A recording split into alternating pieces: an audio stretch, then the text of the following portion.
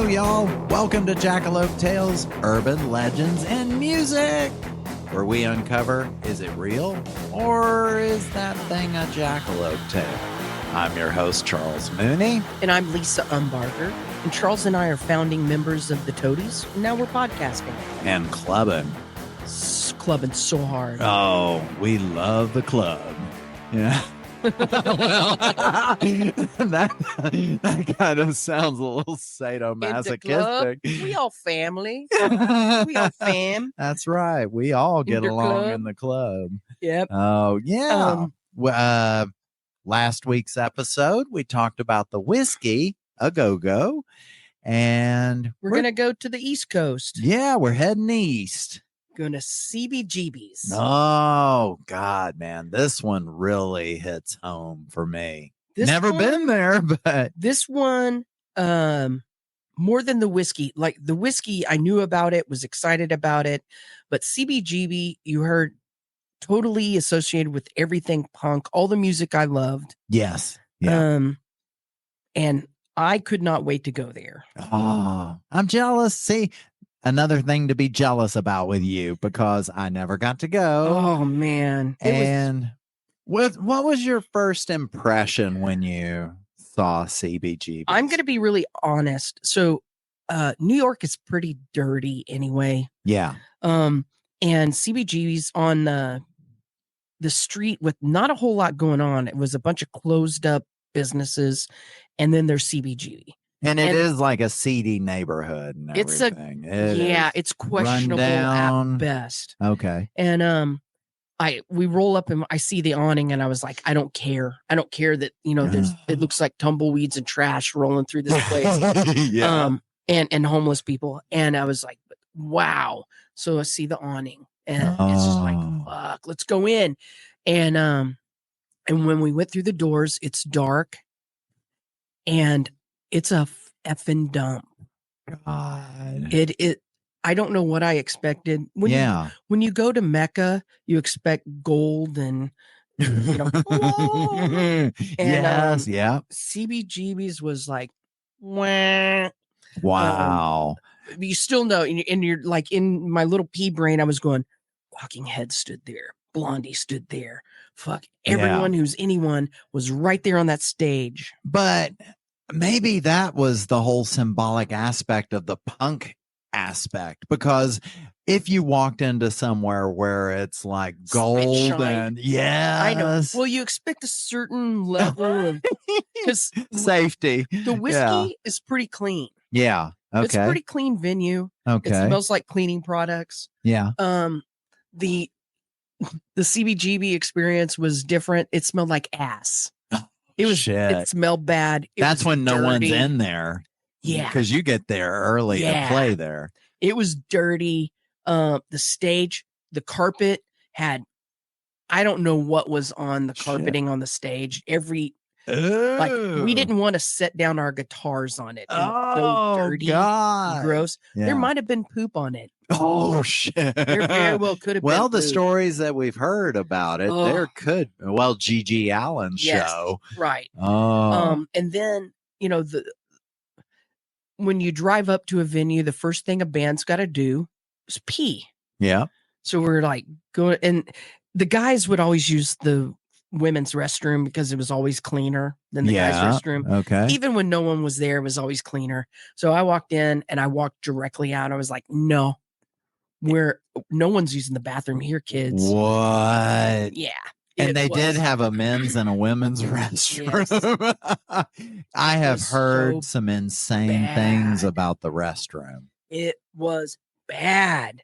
Oh, God. Like you've been to New York and played. Yes. The Knitting Club, right? Yes. Okay. Which is pretty famous. Yeah. A lot of famous bands and alternative rock played there. It was a clean, nice club. Right. It was very nice. Mm-hmm. And then you compare it to this, and it's just like, whoo. Damn. Good thing you have all that history to pull you through, because this place is a shithole. Oh, God. It sounds like I'm sacrilegious and it almost feels dirty coming out of my mouth. Yeah. But it's dirty. And you forget about it once you're up on stage, and it's a teeniest, tiniest stage you've ever seen. Wow. And you just don't give a fuck. Once you get Oh, up there. man. Do you remember who you played with when you played there? No. Yeah. It probably was the punk rock tour that we did with Sam I Am. Oh, wow. Yeah. And you remember a good turnout and everything? Yeah, there were a lot of people there, and it was just magical once you start playing, because you're standing in the place where all these people have played. And I don't know if you ever do that when you're standing on stage, where you put on like, wow, that's what they saw when they were up here. Oh, I will. Yeah. Just to think you're in that spot. This is what Tina saw when the Talking Heads played here. And I guess there's graffiti everywhere. So who knows who did that graffiti? Yeah, the graffiti is amazing. So if you can get past the smell and everything else, the graffiti's great. I took a ton of pictures. I'm gonna try and find them. Yeah. Because the graffiti was amazing. Mark and I went to the store, the CBGB store, and bought shirts. Oh, because you got to get a shirt. Oh, hell yes. And, yeah, it was amazing. I mean, you are where the gods have walked. Yeah. Yes. When you're in there. Yeah, it's very humbling. Yeah. In so many ways, and just felt like a little kid when you're going, wow, did Joey Ramone stand here? Yes. You know? It's just amazing. The people that work there and run the place are sweet, amazing people. Oh, that's cool to know. So that's really cool. And it's probably the way it is because that's what people expect now. Yeah. Well, it's shut down. Well, yeah. So. When did it close? 89. I don't remember. Wow, I'm making up a bunch of numbers. 2004? It feels recent, but it was a little while back. But I can't say. When we played there was probably 95. Yeah. 96. Okay. It wasn't even close to closing at that point. Yeah, it was still happening. Yeah. Oh, man. But I remember walking down the street because we used to park and walk and get something to eat. Yeah. And we're not going to eat there. Uh-huh. There were rats and anyway. Yes. Yeah. But there was no place to even walk to get food. Oh, and I remember going, fuck, I would have got something on the way in. You should have Piggly Wigglied. I should have wiggled. Oh, man. You didn't bring your picnic basket. Damn. No, but anyway, it's an amazing place. I love the stories. I love the history of this place. And I think this one is more my history than the whiskey, even though the Toadies got signed at the whiskey. CBGB is everyone that I loved. Yes. Played there. I agree. It just falls right into the genre of what we love. It's punk rock. It's new wave. It's alternative music. It's all the things that I fucking love. Yeah. It is my life. My life was grown there. Yeah. And my musical life. And the club started in the in the middle of the 70s. Yes. Wasn't it? And with bands like Television, New York Dolls. Yeah. Good Lord. Can you imagine showing up? Just like, we were talking about showing up at the whiskey and seeing the Doors. Can you imagine showing up and seeing Talking Heads open up for the Ramones? Yeah. Because they did. Can you believe what the hell? I know. Just, it's like the bands are so different, but yet it was the right mindset. Right. That both bands had that punk attitude. The audiences loved both bands. Damn. I know. I think we were more eclectic people back then. Yeah. If you tried to do that nowadays, people don't appreciate it. No.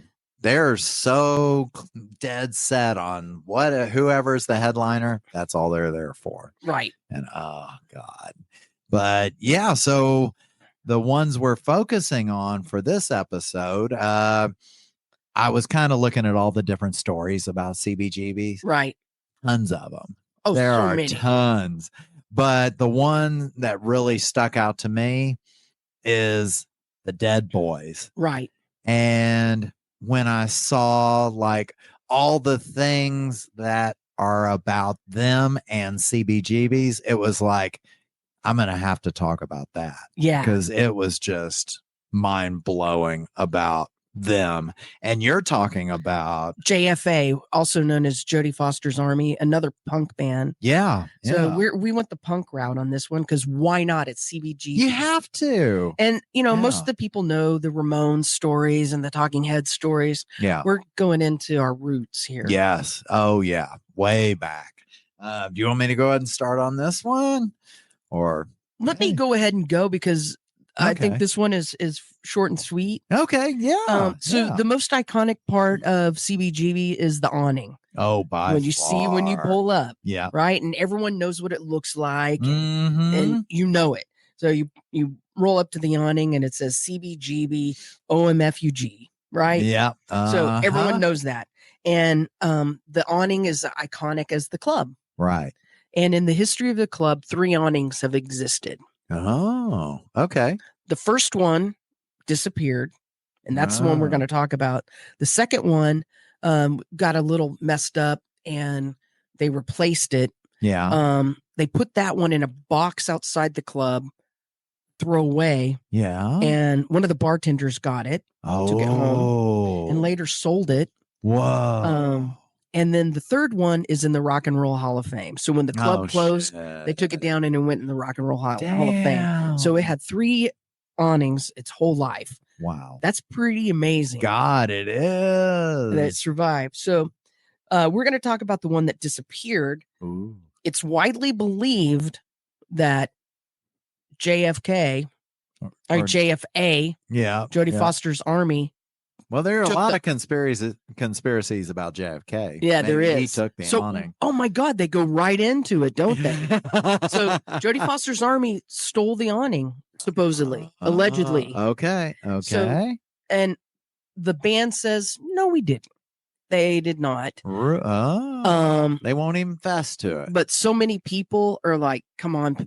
Yes, they did. The night they played, it disappeared. Oh shit! Okay, well, and that's we caught a couple of the members kind of jacking with it a few times. Yeah, and, they're standing on their road cases, like, I don't know why I have scissors and screwdrivers. It's like one of them's doing mime stuff to distract people while the while the others start. Look at that rat. Yeah.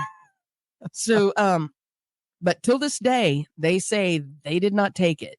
Yeah. But everyone else says that they did. Oh. So that's why we're saying allegedly. Okay. So I did a little bit of research trying to figure out, did JFA have the awning? Okay. You did a little self-investigation. Right. So there's quite a few people in interviews who have claimed to see the banner hanging in the singer of JFA, Brian Brandon, in his backyard. Oh God. Oh man. Right. So it's just like hanging in the backyard, like, look what I got. It's a trophy. Made it into an apron. Right. every time he grills. Right. But think about this. If a punk rock singer in a popular band had that hanging in his yard, there would be a ton of pictures. Yeah. People would say something. Oh, yeah. You could not keep that a secret. And especially there would nowadays. Be more people. There would be more people than just a couple of people going, I saw it in his yard. There would be people going, I saw it in his yard and I took a picture of it. Or even more punk rock, they would have fucking taken it. Yes. Right? Because it's like some kind of drunken barbecue in the backyard. Yeah. Look what I ran away with. I have it now. Capture the flag, punk rock style. Oh yeah. Because if you really had it, you gotta hide it. Right. Because someone's gonna take it. Exactly. Mm-hmm. So many people speculate that it wasn't Brian's yard that it was in, but it was Brian's mom's yard. So there is one picture of the awning hanging in a yard over a door to a backyard, and there's a bunch of old people having a barbecue and drinking margaritas. Oh no! Brian's mom lives in Arizona, and she could probably be an old person and needs an awning. That sun's out and it's hot. Yeah. So I am guessing that that's probably true. That Brian's mom has it. Yeah. And it's in her yard because old people need a shady place to land when they're drinking their margs Yep. and cooking up some hamburgers. And old people don't know what CBGB is. Exactly. That's what I thought too. So they walk up and they're going, what does that mean? Whatever your name is. I wonder what Brian's mom's name is. We're just going to call her Charlotte. Okay, Ethel? Charlotte. Oh, like Charlotte. Ethel, yeah. Charlotte, what does that mean? She's like, I don't know. My son brought it to me. She's like chain smoking Marlboros. Yes. Like drinking a margarita and is like, hurry up with the hamburgers, Paul. Yeah. It's even getting hot under the awning. And I'm guessing they probably have not a full size pool, but they have like an above ground pool. Yeah. And they're like threw a beach ball in it and they're gonna hop in it later. And anyway, that's my the image. That's what his family is. Yeah. Sounds like an Arizona old family. Sounds like a good thing. Yeah. I would like to have the above ground pool. Yeah. Right. So no one knows where the awning is today. Wow. So it has disappeared. Okay. Disappeared. So Brian's mom no longer lives in Arizona. I'm not sure she even lives. Oh, I hope she's okay. Yeah. But the bartender who picked up the box of trash, the second awning, kept that awning under his bed for years and years and years and years, and he recently auctioned it off for $30,000. Holy shit! So a piece of trash was auctioned for $30,000. Brian's mom can have a lot of margaritas for $30,000. Oh my god! But that's the first one. What? I know that one's going to bring more money. Level, right? Oh, because the first and last ones I think would be the most valuable one. The one that went into the Rock and Roll Hall of Fame. There, it's done. This is it. Yeah, you got that one. But that first one, that was there when the Talking Heads played. That was there when television played. And isn't it on the cover of some classic albums? I mean, I think the Ramones are in front of it. That's the one. Oh, that one's going to be worth way more money. Hell way more. So I hope that one pops up. Oh my God, if that does. Yeah. And they sell it.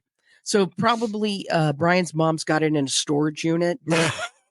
And she's in a retirement community now. Yeah. And hopefully got mothballs in there. Oh my God, right? Keeping it safe. Right. It's probably got, have you seen pictures of it? Yeah. It's dirty and gross. I mean, the later years, of it being up. Oh, I think it was starting to tear and stuff. Yes. Oh, yeah.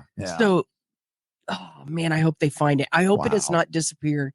And I am fairly certain that JFA allegedly took it. I think they did. I think they really did take it. And if they did, how freaking cool is that? Oh, it is so punk. And if it's so punk rock. If CBGB was really mad about it, and I can't find anywhere where anyone's angry about it. No one's salty about it. No one's going, F those guys. They're never playing here again.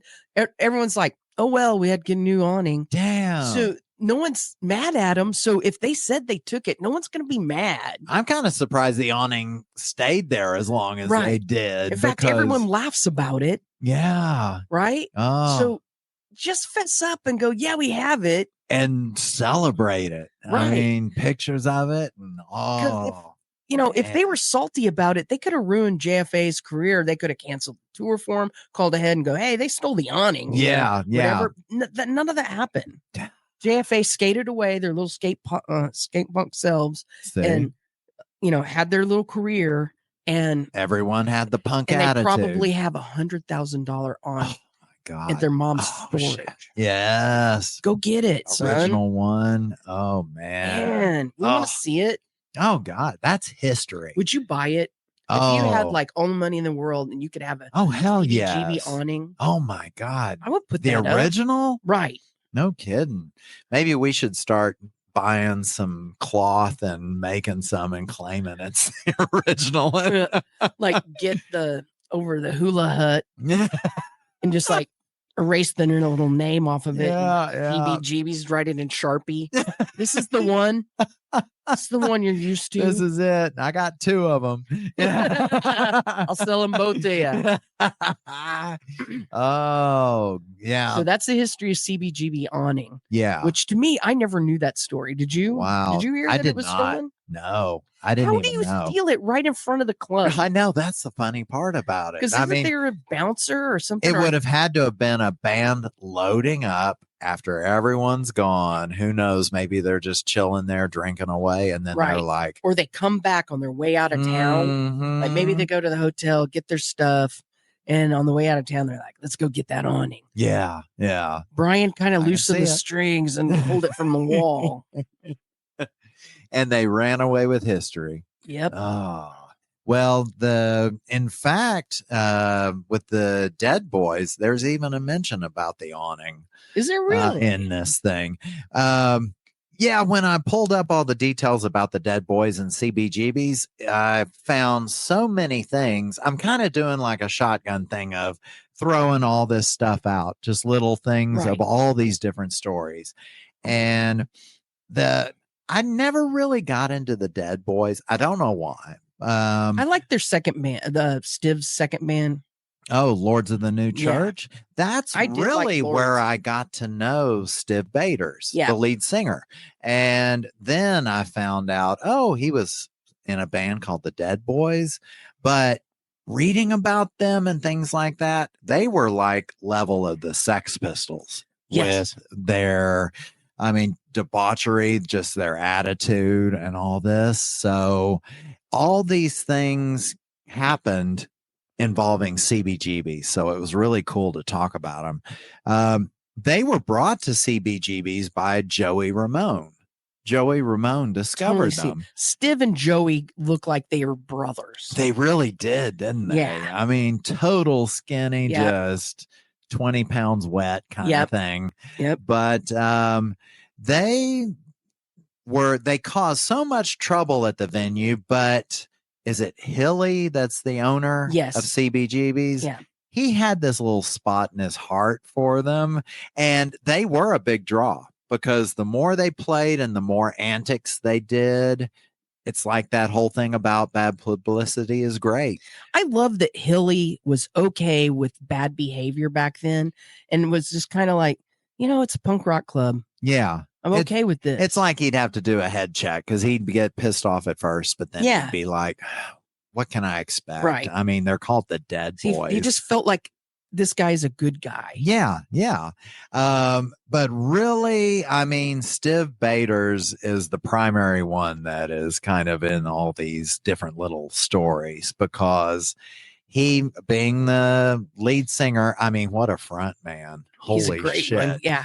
But with the Lords of the New Church, he wasn't like this. He was kind of, he was way more laid back. And I always remember I had the 12-inch of the Lords of the New Church covering Like a Virgin. Yeah. Oh my God. And Stiv Bators was on the cover with his legs spread while the band's holding him and his balls are sticking out. Yeah, because he's wearing fishnets. He's wearing fishnets and he's got nutsack hanging out of his fishnets. I should have known Stiv would be insane. I had that one too, and I let it go. But I remember it didn't last long. It was pulled pretty quickly because of the picture of the balls sticking out.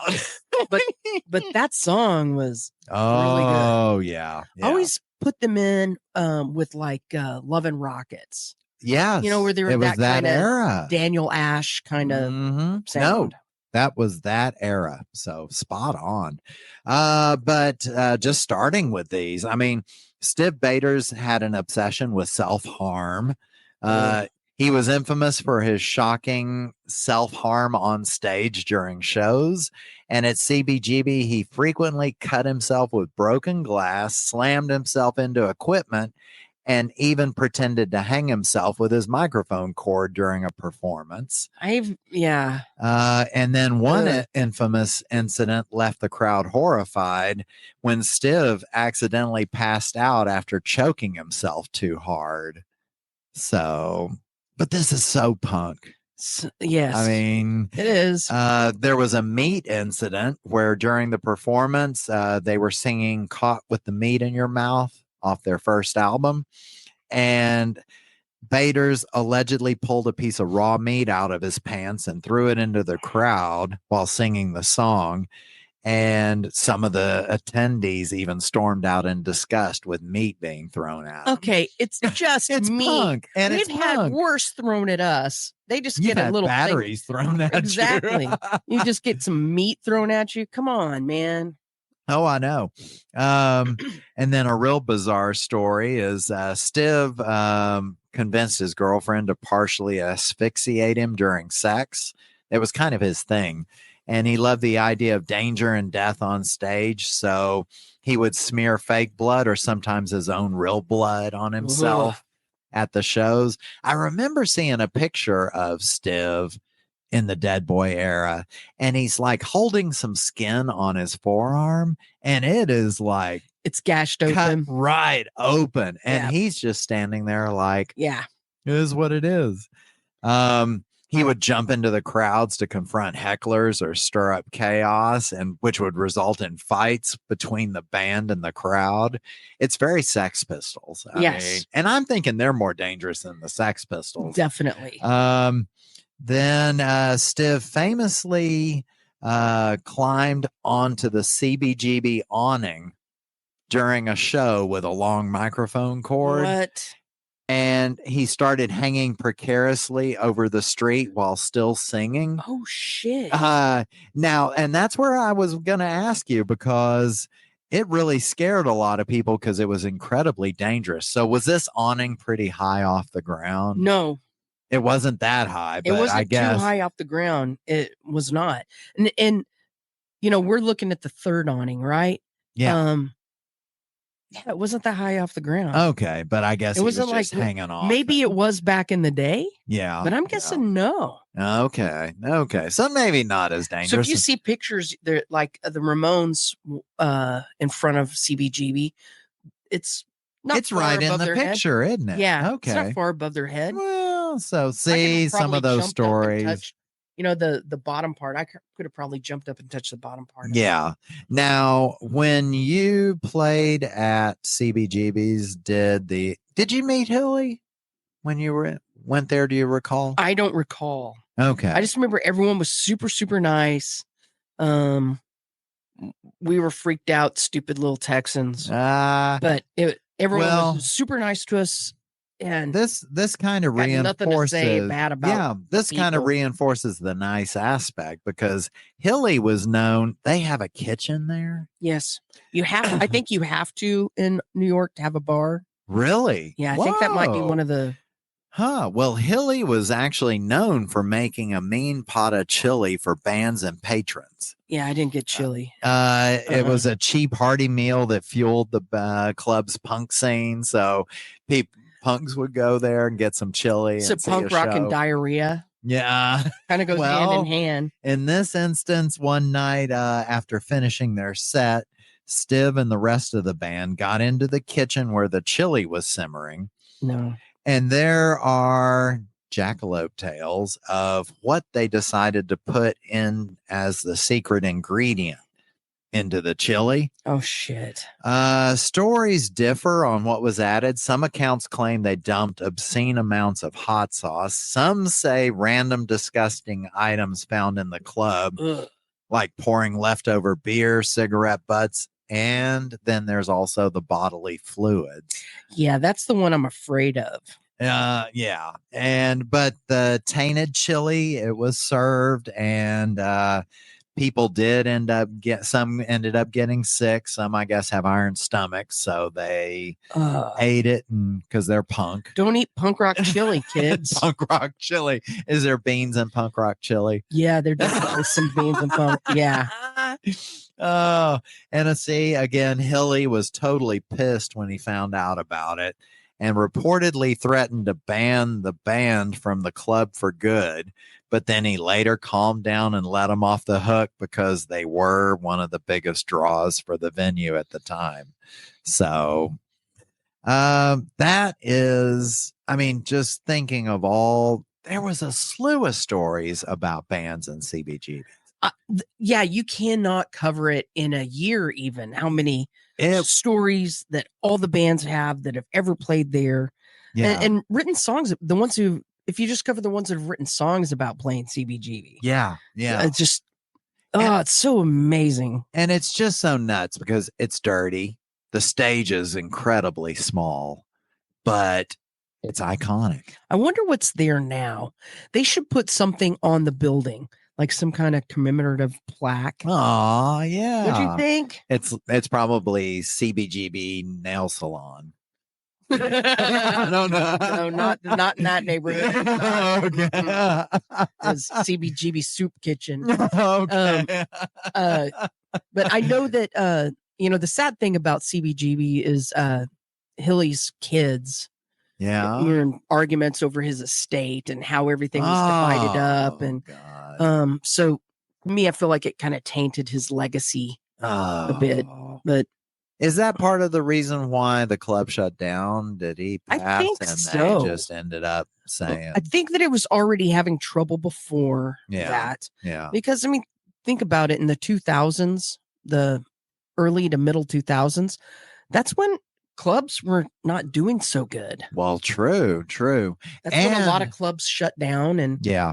And there's just not that punk scene. All the people that love punk are now old enough to be like, yeah, Can't the you come- bathroom's dirty. It's not like the Buc-ee's. right. Buc-ee's has a great Right. bathroom. They're like, can't you come to Roseland and play? It's really beautiful over here. Roseland Ballroom is nice. So people play or come playing to the nice. WinStar so I can Yeah, gamble and watch exactly. you at 5:00. Yeah. So maybe it's just that kind of audience just doesn't really exist much anymore. I am beginning to think that is true, and it's Yeah. making me sad. But every time I go to one of these shows of, Love and Rockets or whatever, because I just saw Love and Rockets. Yeah. It's packed. Oh. So there's It's- still people who want to see those bands, but Yeah. there's no one doing it new. Yeah. And that's to have what's- the clubs like CBGB, you have to have new bands coming up. Yeah. And not just people sitting in their bedroom doing TikTok. Yeah. songs. Exactly. It's like, I got a dance that goes with this too. Yeah. And God knows we all need a place to sit when we go to a venue. Yeah. Can't stand up the whole time. Oh no. And don't even think about slam dancing. And there, you're bringing like hand sanitizer and then you jump in a vat of it when you leave. It is amazing the health department didn't shut CBGB down if they had a kitchen. This isn't necessarily my take on New York, but New York's pretty dirty. They got a lot of flexibility on your score. Like, you got to look at restaurant. I mean, every restaurant. Oh, that's why you always clean the top of your drinks because. Oh shit! Because not every place has ice in New York. You get a cup of ice, so they hand you a can. And everyone's like, don't just drink out of that. You wash the top of it because it's got rat pee on it. Oh, God, man. Right? Do you still wash the lids of your drinks? I do. I made it a habit. I haven't. No. I didn't when I was a kid. I know. When I was a kid, I'd I'd just take the soda and drink it. And you'd lick the bottle. Right. I mean, right. just delicious, as a kid. drip down there. Yeah, you'd lick dirt. Gross. Yeah. But yeah, so the first time I heard about the rat pee, I was like, oh shit! I drank rat pee. And I'm like, you won't know how much you drank until you go down there and look in the little basement and see all the rat piss all over the. God! And I read some stuff about rat infestations up there, and I guess Hilly had some pets that he let run around. The dogs. Dogs. Yeah. And it was just ground into the dog poop mountain. But you had a blast being there. Yeah. I mean, I've never seen rats and hobos hanging out together for my whole life like that. They're like, the ones around here have like pit bulls. Yeah. There they have rats. Oh, God, the like size of pit rats. bulls. Yeah. Oh, but nostalgia, I'm telling you. But I freaking love New York. God, I love New York. I love it. Yeah. Here's one of the best things about New York. I'm sorry, I'm going off on a tangent. I don't care. Go. Because when you get done playing, and sometimes it's 3 a.m, you're loading out, there are still things to do. because you're still, you're still on that high from playing. Yeah. And it's hard to wind down. Your ears are ringing, and you can go get some Thai food and then go see a band. Wow. And there's still things happen, or go to a bar and have drinks and unwind after you have, whatever, pizza or whatever. Oh, yeah. I love that. It doesn't close down. Damn. You're done when you want to be done. Yeah. Wow. Oh, no. Nothing's open around here anymore after 10 p.m. Right. Luby's closed at 5, and then everything else followed suit, and there's nothing to do. Oh, wait, is that the city that never sleeps? It is the city that never sleeps. And there you go. And that's why. Yeah. But yeah, when I went to Europe, it was just the opposite, where like at 7 o'clock, it's like, what the fuck? Why is everything closed down real fast? All those little villages. Anyway. Oh, and you know what? Done. Now that you mention Europe, it is so sad because Stiv Bators did pass away at 40 years old. Yeah. And living this kind of life, he died from a car hitting him in Paris while he was on his motorcycle. So weird. And he survived the accident when it first happened. He then thought, well, punk rock attitude, I'm okay. Went home, went to sleep, and died because there was a brain trauma. Yeah. And it's like, that's punk rock in itself. Holy hell, that is. Can you imagine Stiv, old Stiv? Well, he's not old, he's 40. But can you imagine running the streets of Paris? He was in Paris, right? Yeah, he was in Paris when he died. I kind of put him and Iggy Pop together. That's kind of like the two kind of guys that they look old as shit. They look like they should be dead, but just kept hanging on. Yeah. So, I mean, that's sad that he was so young. I remember when that happened. 40 years old. Right. Yeah. But he had 2 really great bands in a row. So he was still a young man when he was doing Lords in the New Church. Yeah. Yeah, you're right. He looked old though. Yeah. Didn't you think so? Did. Oh, I mean, maybe that's because I was a kid, but he looked really old to me. Now but when I look at that him, much older than us. Shit. That is crazy. And he looked like a grizzled old man. Damn, you're right about that. But yeah, no, he looking at the pictures when I was pulling up some of the details for this. Yeah, he looked old. So, I mean, road worn. He'd lived a hard life. I mean, the mileage on his car was way surpassed any of ours. So, but anyway, he was a cool guy. But the kazoo. Good Lord, man. Yes, I love the kazoo. I'm going to admit it. Yeah. I think Stiv could have played the kazoo and made it cool. Oh, yeah. The Dead Boys and a kazoo. Oh, my God. Oh. Can a kazoo be punk rock? Well, I mean, what? The X-Ray Specs made a saxophone cool. Okay. So, all right. Instead of a saxophone, we'll go kazoo. I think it works. It would be kind of cool to do their song Up Yours with a kazoo instead of the saxophone. I would love that. Yeah, we're but at the anyway, Lone Star Salute, y'all. 1 star time. So finding out about people's opinions about music, clubs. We want to read your 1-star reviews back to you. Yeah. Anything to do with music. Would you give CBGBs for cleanliness a 1 star? I would give cleanliness 1 star. Overall venue 4. Okay. Well, but teetering on 5 because it's You're feeling guilty. I am feeling. You know what? Screw it. 5. 5 stars. 5 star because it's CB freaking GB. But go to the bathroom before you get there. Yeah. Don't touch anything right there. Just use your eyes. Yeah. Use your eyes. But yeah, so leave with only memories. Hopefully just memories. Yeah, nothing else attached to you. Talking about reviews, and you want me to start on mine? Yeah, go ahead. This is a review of the Dead Boys, Young, Loud, and Snotty. And I found this review kind of funny because it's kind of like us nowadays. Because, when you have a young kid and you're like, you should listen to this. It's way better than what it used to be. this is the way this person's review is. I guess they're kind By of the way, young. I like that album. Oh, That's a yeah. good It's a album. classic. Yeah. My mom's boyfriend, Gary. Oh, fuck. I'm already out. Said this album would change my life. And honestly, he was right, but not in the way he thinks. It didn't make me feel cool or rebellious. It made me want to crawl in a hole and rethink everything. The guy singing yells so much, he sounds like he's trying to scare the neighbors, but doesn't realize they moved out years ago. Mm-hmm. And this is all like sounding like music I would love. I'm in. Yeah. There's a song called Caught in with the Meat in Your Mouth.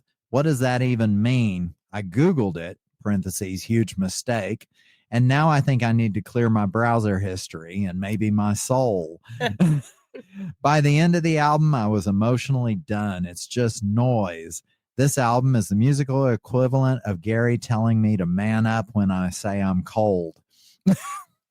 I don't feel inspired. I feel like I've been grounded for no reason after listening to this. Wow. So, okay, Gary, if you're listening, hold that kid down and fart on his head. Hell yeah.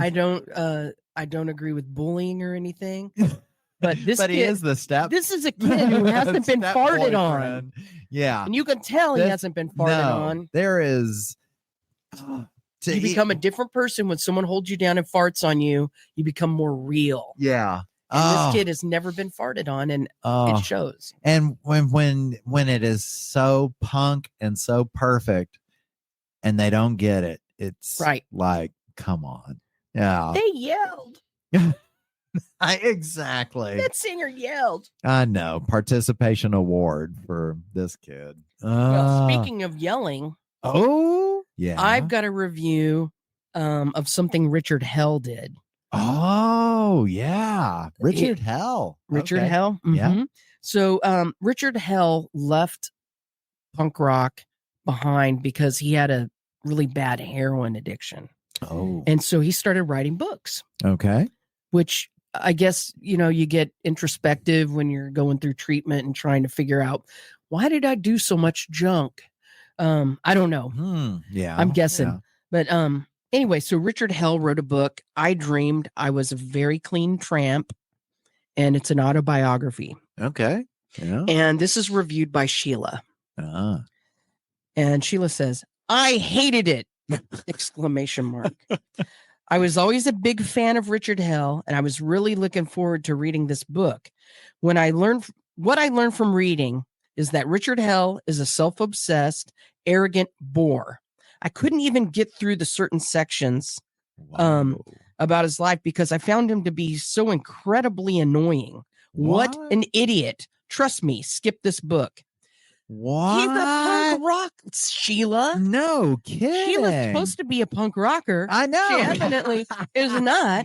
Yeah. And by the way, I think Sheila's British because she says he's an arrogant bore. Oh, that right? screams British. Right. Yeah, so she doesn't get American punk rock. Oh, God. That's it. So, I mean, what punk rock singer is not arrogant and a little bit of and you know what? Punk rockers are going to say, he's a bore. He's a bore. You're going to, no, give me a break. They're arrogant. Yeah. I mean, you got to be arrogant. That's what you do. That's what you do. If you're punk rock, you do it. Yeah. Gibby. Oh. He is. Yeah. Yeah. Jello. Oh. Come on. The front men are even that jerk that I hate. Which one? The one that I hate the most. Oh, Black Flag. Oh, of course. H. Rollins. Right. Yeah. So Hank is a giant douche wagon. Yep. Right. Yep. He's an arrogant douche wagon. Yeah. But he lives it. He's not just punk rock pretending. Right. Right. He is an arrogant bore. Yeah. But the kind that's like of fake literary douchebaggery, which maybe Richard Hell is that way. I haven't read this autobiography, but I don't know if Richard Hell has that kind of thing in him. No. But he was always just like a catalyst for shit happening. Like scared. Yeah. He was skidding on the edge of gonna go off the cliff. Speaking of someone else, I mean, you got Right. Stiv and Richard. Yeah, Right. Yeah. And you put those in that basket of just like, oh my God, something's bad's gonna happen. Yeah. In a good way. Yeah. Right. Yeah. The startling era of punk rock. I love it. Anyway, I think Sheila's wrong. Even though I haven't even read the book. Yeah, I haven't read it either, but I totally none of it was really about the book. It was about the man. Yeah, the attitude.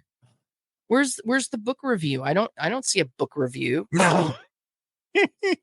Sheila. Yeah, Sheila. If that's even her real name. Yeah, she's not a punk rocker. No, that's lame. Sheila got us to the happy ending at least. Oh, I know. Oh, it is so happy. It's fun talking about CBGB. I really like it. It makes me happy. It makes me want to go back and listen to some of those records again. Yeah. And I don't know if you did when you were looking at this story, if you went back. And I did. I did too. Because I did. Oh, shit, I forgot about that. I forgot about that. Oh, yeah. I started listening to the Circle Jerks. Yeah. And, of course, Dead Kennedys. Yep. And, it kind of just brings it all around and you're going, wow, I forgot how amazing this was and what I felt like the first time I heard this band. Mm-hmm. And that's what I was reminiscing about. Like, wow, when I heard, if I could go back and see this band, that would be incredible. Go back and appreciate it. Right. So these are true stories. Yeah. These are all true stories. Yeah. Look it up. I mean, on my story, we put the allegedly in there, but I mean, come on. There's no one who says that anyone else did not steal that sign. Everyone says JFA allegedly took the sign, and it's like a wink and a smile when they talk about it. And if there's any kind of music where stories can just sound so ludicrous that they're true, it's punk. Yeah. I mean, because the stories are... Pull up CBGBs and stories, and it is just forever because that was punk. Right. And I don't think any of those things are, you don't have to build it up and you don't have to do an urban legend about it. No. Because that crap really happened. Yeah. They may have toned it down over time. Exactly. Like, because they're embarrassed to say what they did back we might then. be arrested if we say what really happened. Yeah. Right. Right. So, I mean, we have our few things we did. Right. That we won't talk about. Yeah. But God loved Hilly and what he imagined and the legacy he created for everybody. Right there at the forefront of punk early in the 70s. Yeah. I feel like he's visionary. I don't know what started the trajectory to make this club. Yeah. But thank God he did. Oh, shit. I know. Because everyone that developed from that club. Yep. It's amazing. Yep. My whole record collection is CBGB related. Right. So, just tying this up a little bit, if you guys have a club that's in your town or a club that you think needs to be covered, let us we know. Covered the Axis. Right. We have covered the Axis. Axis. Our CBGB. It totally was. But we want to know about those clubs elsewhere. Right. When we were too young to travel. Right. So you're right. Because for me, there's Club Babyhead. Yeah. That's a good one. Yeah. That all the punk rockers played. But let us know any of the clubs that you guys want us to cover, because those have history, and I think we need to talk about it. Their own personal story. Oh my God, from the club. The stories because your story is not necessarily on the internet. Share it with us. Right. And we'll share it. Yeah. That's fun. Yeah. Let us know, because we want to know about all of this, or something amazing that happened to you in a club, because lots of cool things happen at the club. And some people have been sending us ideas about stories in the future. So keep sending that. Yeah, that's please, really you guys. Cool. We definitely love to hear all the details. Definitely. Thank you everyone for listening. Please continue to listen. Please go to YouTube and subscribe. We're 100 away from being able to do some extra special stuff. Yeah. And we need you. Just 100 people. Right. Oh man. Get your friends to do it. We're witnessing right now. I mean, I prank call 100 people a day. I know. And I should just be asking them for subscribe. Right. Please subscribe to. Well, no. I better not say We it. better not. But yeah, be sure to like, subscribe, rate, leave us reviews on Apple Podcasts. It's free. Anywhere you get your podcast, it takes one finger touch. Ooh. Why do you have to make all my Magic. comments dirty? Well, they are. It's not like saying corn dogs up. But yeah, that's all it is. So help support us. We love doing this, and we love you all listening to us. And join us next time as we question, is it real or is it a jackalope tale? Yeah. What does CBGB stand for? Country bluegrass blues. Why? Because I think they were going to play country music. Thank God that didn't happen. Yeah. I know, right? I mean, rats and country music, though. To me, I feel like CBGBs and OFMG, whatever. Yeah. That it's like I'm texting you. Yeah. I'm going to start just texting you. He was CBGB. texting in the very beginning. Yeah, in the 70s, he was Before. like texting. Yeah. Okay. Right. CBGB, OF 10-4, good. MF fucking MG. And does that mean dinner's ready? Rolling on the floor laughing. All right. Bye, y'all. We out.